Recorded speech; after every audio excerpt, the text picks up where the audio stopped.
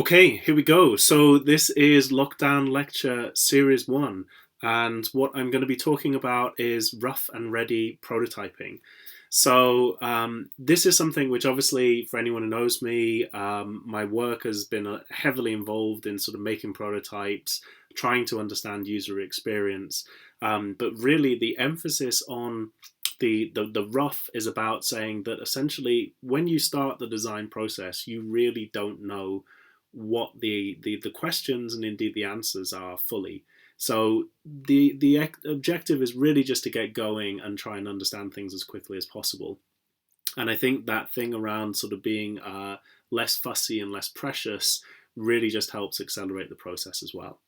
So why do professionals actually use it, and do they actually do it? I think is probably a question a lot of students do wonder. Is this something that you just put in a folio to say that you did it to tick the boxes? You definitely can play that game, but I would say that actually good designers do this. So a classic example, and bear with me, I'm starting with one that a lot of people will know, but IDEO. The reason I think this example still endures of working for a surgical instrument, and basically as a team of designers in a room with a team of doctors and surgeons, anaesthetists, all this sort of thing. And obviously, doctors aren't known for their artistic sketching skills, and so you've got this real problem of how do you bring these two groups of people together. And what doctors aren't going to respond well to is sort of lots and lots of fancy sketches because it looks nice, but ultimately they seem relatively unconvinced. And I say this having had my final year project with the NHS and really felt this was the case. Of course, there are exceptions to the rule, but I think it's probably fair to say this. So clearly, as soon as the team at IDEO put physical things in the hands of doctors, they just came alive with ideas and critique and all sorts of things. And so you can appreciate this is stationary cupboard stuff, and it shows how old this example is, because for you kids out there, you won't know about 35mm film cameras unless you're a massive hipster like I was. And a clothes peg here as well. And this is like magic tape just holding it together. And in case you hadn't realized, this is basically part of a journey to develop a special tool. I don't actually know the specific details, but it doesn't really change the story. So you can see that they then went on to prototype in wood with a little bit of sort of metal and tubing and all sorts of stuff. But the point is that the project owes its origins to this. And you can see that the pen's even shifted down a little bit. So someone had obviously said, that's not quite right, actually. I think it needs to be a bit closer to there. That would be much better. But by having something tangible in their hands, they were able to access the comments and the conversation of the surgeons who ordinarily wouldn't think of themselves as prototypers. And indeed, moving a piece of sticky tape and moving a whiteboard marker a little bit further down, no one usually thinks of that as prototyping, but it actually is exactly that. It is prototyping. It's understanding a user experience and a user journey at a level where everybody understands what is going on. If you do a sketch, it doesn't matter how artistically skilled you are, you can still leave people in the room who can't read that sketch. And if you don't know, just try sketching an idea out for someone who isn't from a design background, who's maybe a bit older than you or a bit younger than you, and you'll probably lose them pretty quickly in 5 minutes, or they'll smile and politely nod. So, whereas if you give them a physical thing, you will see just a completely different level of engagement. So if you don't believe me, please try it. And so again, this thing about it being relatable to everyone is key. And here we are with the sort of final, catalog images, and whether this is CAD or photos doesn't really matter. The point is, this is the end of the journey. And so I think it's important to communicate, if you're a student, that these hero shots are important, but only if you can prove you've done the groundwork. I should also point out that although this is a very potted history, and I think it's careful, you should be wary to just think, oh, I only need to do 2 prototypes and then job done, right? I 3D print it and then I run it in CAD. I would say bear in mind this is still IDEO. They get to edit that, because everybody knows that they probably did 20 or so all in the interim here. So I do think that actually unlike Johnny Ive or someone at Apple or whatever, who can just do a hero shot and that is their folio. You're still, without talking down to any students, you're still at the stage where most employers care more about your process and your thinking than the hero shot. And honestly, try doing 2 interviews, one with a lot of process, one with a lot of hero shots. I will bet you pound to a penny I know which you're going to get the job, unless of course you're in graphic design. But for product design and this sort of thing, this is most certainly the game I would strongly recommend playing. So anyway, going through from this, I think it's also just worth pointing out one extra little point is that by having something which is very rough and ready as a prototype, no one feels too precious about it, which means you're going to get better critique. It's kind of like that problem, and I say this, with a young kid, is that when they go, look, Daddy, look what I drew, and you're there thinking, oh my God, what, I don't even know what it is, and they tell you it's a bus or a cat or a donkey, and you have to sort of smile politely and go, oh yes, it is, and you don't want that same thing with you running up super proud and go, look, here's my CAD drawing, isn't it great? Because most people will just be nice to you. Whereas if you give them something that's a bit wonky and a bit rough, they will actually feel much more at ease to give you critique and feedback. So honestly, if you don't believe me, please try it. But you can speak to pretty much any designer and say there's a real art to engaging people with just the right level of prototyping. I would caveat that by saying if you walk into a group of people who expect a very high level of prototyping, rendering, and finished product, it might be that it's in the marketing and sales department, for example, not to stereotype, but they're really wanting to see what is the final thing going to look like that they're going to be responsible for selling. I would say walking in with a whiteboard marker and some duct tape isn't going to cut it. But when you're talking to a design team or a design manager, this is completely acceptable behavior. So Dyson, on that point, Dyson makes a huge virtue of the fact that it's been working in this method for years. I think having worked internally, it does live up to its external hype of that you really do go through all this process of sketching to I'd say in some ways probably foam is used less these days, in all honesty, probably just because it's a nightmare for dust and particulates, even for a company that does filtration in air, and probably does move more to sort of prototyping and 3D printing these days. I think that would be fair without giving anything away. And then, of course, final models.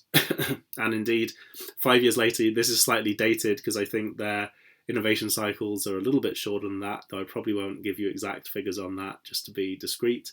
But ultimately, this really is a sort of common process in a lot of design firms. And so I think it's worth pointing out that even though this company is absolutely massive, and James Dyson is worth quite literally billions, they spend phenomenal amounts of money on R&D. I think it's only second or whatever to places like McLaren in the UK. It really still insists that you go through that process. And indeed, McLaren, I'm sure like a lot of companies, they still use that brownie orange clay for the final models. So don't be deceived that just because you got some mad CAD skills and good sketch skills, a lot of those companies, if they're making a physical product, they want you to prototype physically. I could almost guarantee that's like lockstep. So, who uses this? And I thought it's one of these things that often it helps you. You wouldn't put this in front of a user necessarily unless it was a user who was familiar with the product and the brand, because then they're familiar with what that cyclone actually is on top of the vacuum cleaner, whereas someone who's never come across a Dyson has no idea what all those knobbly bits are. So I think it's really useful for stakeholders, for people who understand what you're trying to articulate. But it might be that you need some videos and some renderings if it's something very, very novel that needs to be explained differently. So again, we've got the final one. And I think often it's actually quite impressive how similar these two look. And I think that's worth pointing out, that the strength of the process, that what you've gone from, card to this really hasn't changed much of the user experience. What has changed is engineering detail and making sure that it's suitable to be manufactured and assembled by, a combination of robots and human beings. So I think that really does make a strong case in that. I think IKEA as well. IKEA has slightly less photos out there of its internal process, but there is a great read about it. There's many good books on it, but they do, should we say, give a few nice examples like this. of the, I think this was apparently from the PS rocking chair. So early prototypes, playing around with sort of tape and masking tape before, also other things like this grow room, which is sort of putting loads of plants, and it starts off as flat pack plywood sheets. So I think it's even though you might be thinking, oh, it was probably done on a CNC router. It probably was, in truth. But in fairness, you can also draw this out by printing out pages from your CAD, stick them all down with spray mount or just bits of masking tape, and use a jigsaw cutter. And I've actually done that myself. So it's perfectly legitimate to prototype with. I mean, a jigsaw will cost you, £30, $40, and you can still make things like this, which are pretty incredible.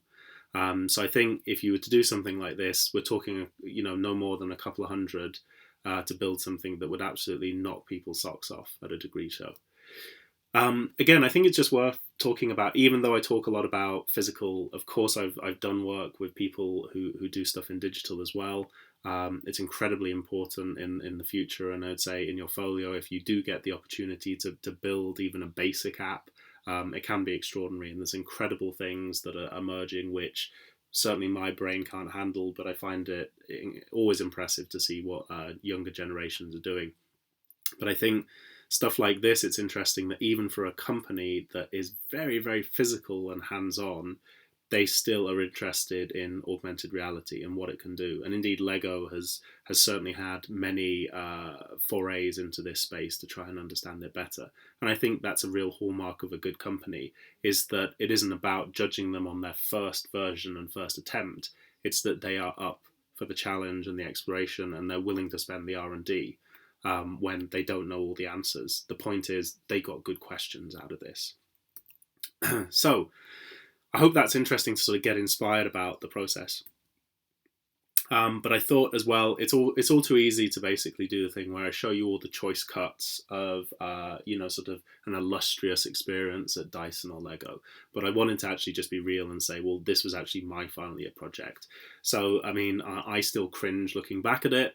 So if there's any professionals out there, please judge me kindly. But this was my humble efforts at the time, but it's fair to say that I hit it with a lot of enthusiasm.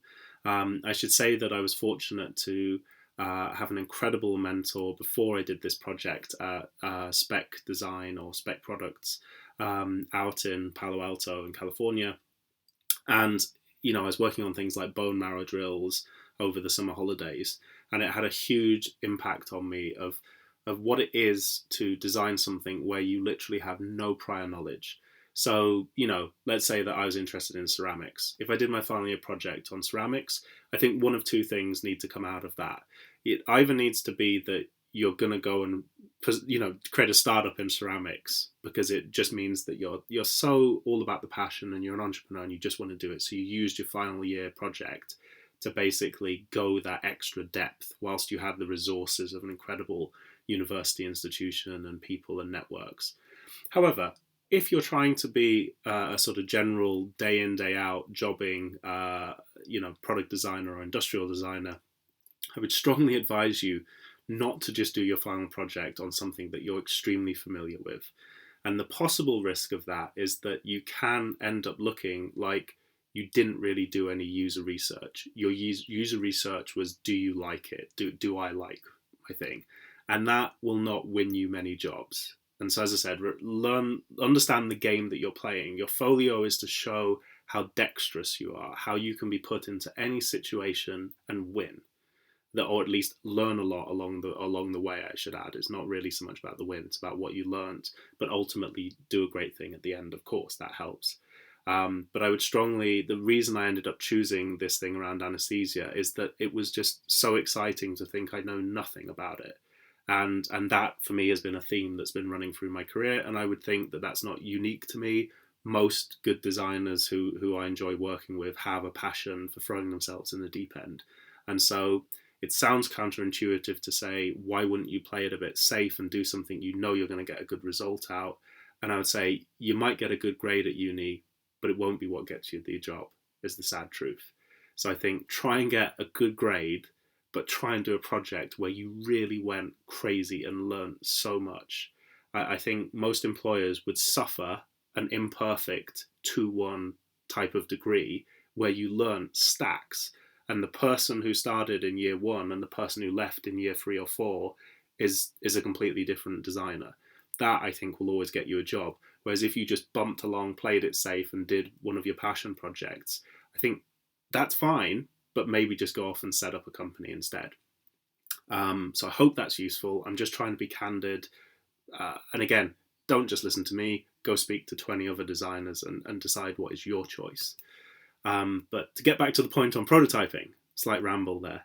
I wanted to point out that essentially this, when I've said about the IDEO thing of putting materials and resources in the hands of non-designers, to cut a long story short, my final year project was all about this little balloon popping up to warn if there was too much pressure in the trachea, because you could rupture it and it would be really nasty.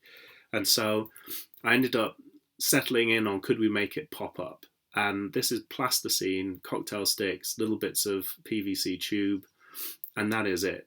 We made all sorts of different variations, myself and the anaesthetist, just coming up with crazy ideas over a couple of days.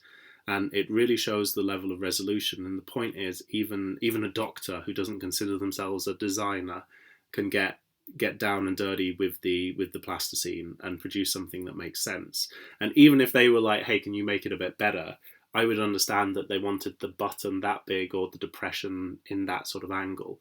And so you can have that incredibly fast, fluid conversation. So again, I really think almost walking around with plasticine, blue tack, lollipop sticks, string, paper clips, split pins, a little bit of cardboard, knives, sellotape, glue. You would be amazed what you can, get out of someone in a couple of hours and having a bit of prototyping, even in an office space. So again, of course, I ended up going back to the workshop, and I was just making the distinction that this is plasticine and cocktail sticks. This is the benefit of just being at home with some card and stock materials and being able to do things at a slightly slower pace. But ultimately, this was still done in isolation. This is just my desk.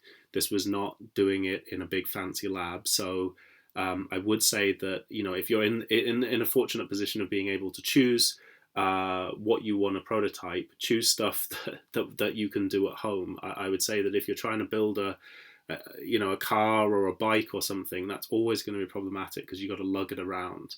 I kind of often say I do projects that fit in shoe boxes more often than not, because it's just extremely practical when, I didn't have a car, for example. So this was the sort of final rendering. Sure, that's all good. But again, it was still very, very rough and ready. So I thought I'd sort of say that, if an image says 1,000 words, surely a model says 1,000 images.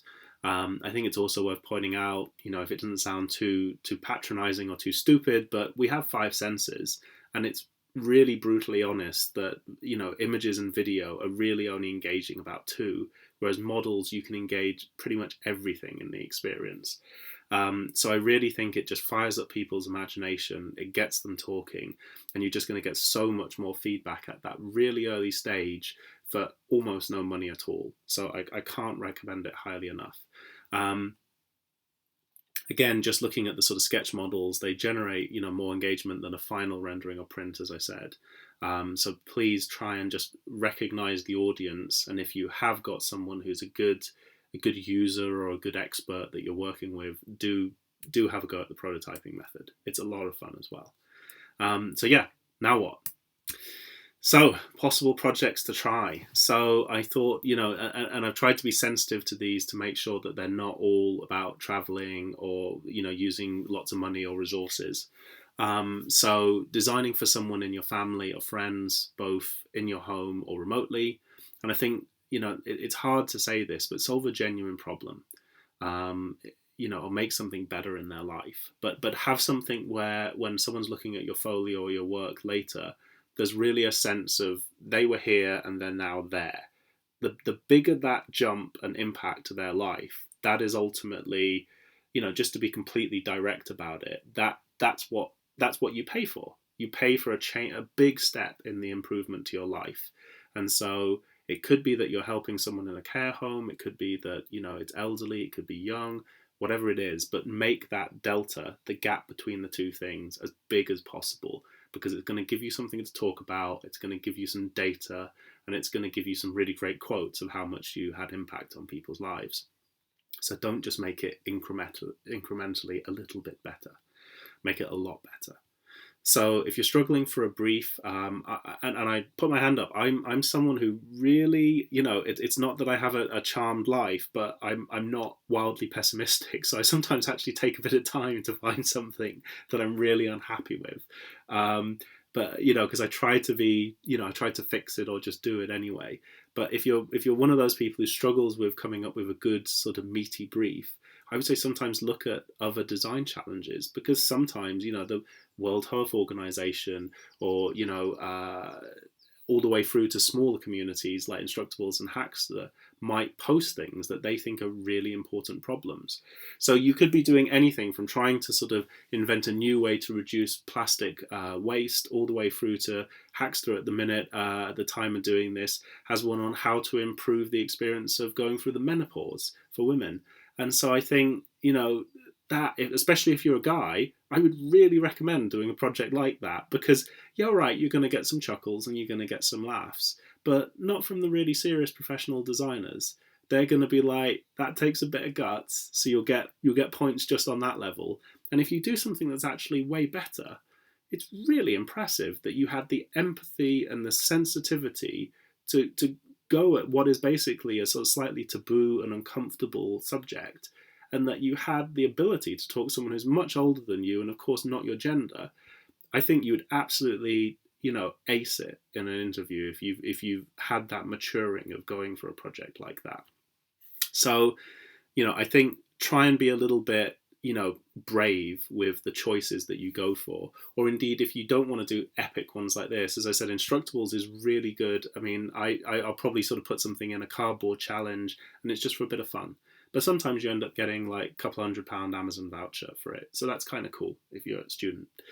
So imagine the future. I think, yes, indulge your hobbies. I know I've sort of been quite critical of following your hobbies, but I think as part of a broadfolio, that's a great idea. So push yourself to sort of, into fantasies, fictions, go wherever you think is really, seemingly impossible, and see whether you can make it happen, either literally or virtually or metaphorically, but make it come alive in people's heads. It doesn't always have to be physical prototypes that work functionally. So reviewing your current previous work, and look for ways to model an aspect with fresh curiosity. Even the obvious will yield new insights, 100% guaranteed, as I said.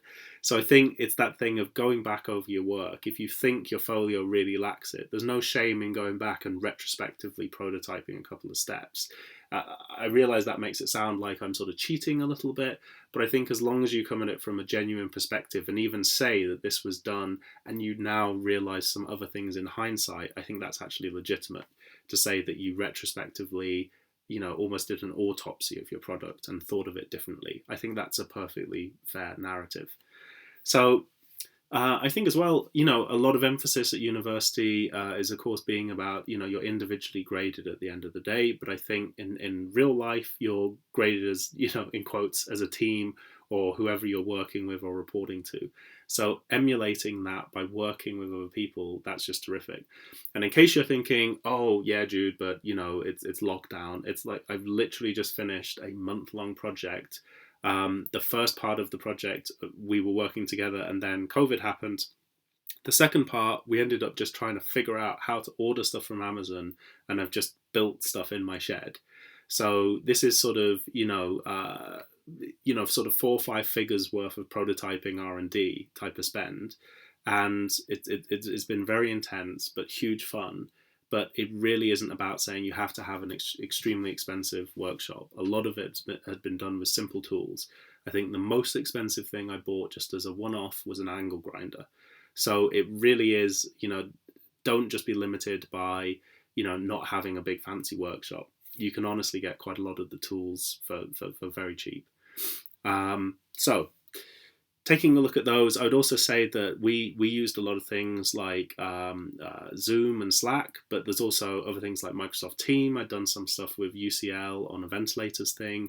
I'm not a wild fan of Teams, but I'd say that professionally it's a good one to know how to use because a lot of enterprise uses it. Slack less so. And then there's some great things like Miro and Mural, which if you haven't used them are basically like digital shared post-it note or whiteboard type things. So again, the more you can throw yourself into those things now, it's only going to look more impressive when you hit the marketplace. So I think sort of project managing yourself is also sort of really impressive. That if you say you understood how to deliver a project on time and to a budget, even if the budget is just a couple of £100 and you decided to build some new speakers for your mum or your dad, that just proving that you know how to manage a resource accurately and a time, that is still impressive. So I'd say that, emulate the professional skills even if you are not in charge of, hundreds of thousands of pounds worth of budget yet. It's still the same mindset. So again, if you're feeling super, go for it. And this is, again, I think one for the passion. If you've got a project where you just want to make this amazing type of guitar. I saw a video by a channel called I Make Stuff. I forgot his name, it's annoying me. But anyway, he basically made something that is called an E-bender, which basically changes the pitch of the string by pressing almost like a sort of whammy bar, but it uses the strap of the guitar to do it. So the point is, this is not especially commercial, but it did a huge amount because the video just went crazy, because there's a lot of people who he never would have had access to because he's not, I'm not offending him, but he's not a world-class musician, but he's an incredible talent in making. So he teamed up with someone who's a great musician, and they built this thing together, which neither of them would have come up with. And so I think that can work really well. And if it means that you get together and you think, let's do a Kickstarter on this, or you could even just do like a small Etsy business or entering competitions and awards, you're going to learn by doing it. And I think sometimes having the deadline, as you know all too well at university, it does focus the mind. It means you don't just procrastinate and worry about whether it's good enough. You just have to ship it on time. So I ended up doing a lot of competitions and award, and it just means you crack on and get it done. I'd also say the other thing is just learning a tangible skill. I don't know how to code an app, but it's something on my hit list that I would love to sort of, learn a little bit of Xcode and things like this, just to have a proficiency to be able to engage more with developers and coders. As whatever way you want to look at it, those guys are definitely part of the next wave of the future. So I think it's always good to think about what things in maybe this downtime or even a busy time, what should you be keeping abreast of and training yourself in any sort of e-learning, or indeed just asking friends for help. So I think apply some prototyping methodologies to those things. If you are learning how to play music, then come at it as a designer. Think about what could be improved. Maybe you'll look at the user experience and realize you want to draw little letters on the keys so that you can figure out which one's which on a piano. But in many ways, it's just, I'd say, get creative with the experience and improve it through a designer's process. So again, I won't go through this blow by blow, but it was just a reminder to say, please use some of the links if you wanted to get some of the equipment to build physical prototypes, and indeed going down the Arduino route. Obviously, other microcontrollers are available like Raspberry Pi, but I think in fairness, there's a huge amount of stuff out there to get started with Arduino. And I think by and large, certainly my experience of prototyping, Arduino has usually been favorable. But I would say that if you're wanting to do a lot of sort of graphic user interface or stuff over web, then actually Raspberry Pi is also excellent for this as well. So definitely look at both, but I would say this is cheaper to get going. So again, I've mentioned, and there'll be links below on the YouTube channel, various playlists around what you could build on Instructables, and a little bit sort of how to play the game of their contests, their books that I think are useful, and indeed just a little bit of update to say, I'm not just talking about this, I do actually do this. So you've got all the resources, and I hope that's useful. And the next lectures are on user research and testing, and then the next one on communication of processes. So I think if you can, try and start something in the interim. don't overthink it too much and document everything would be my advice. So I hope that's useful. Thanks very much for your time. And any questions, please post below. I'll try and get back to them as quickly as I can. Thanks so much. Bye.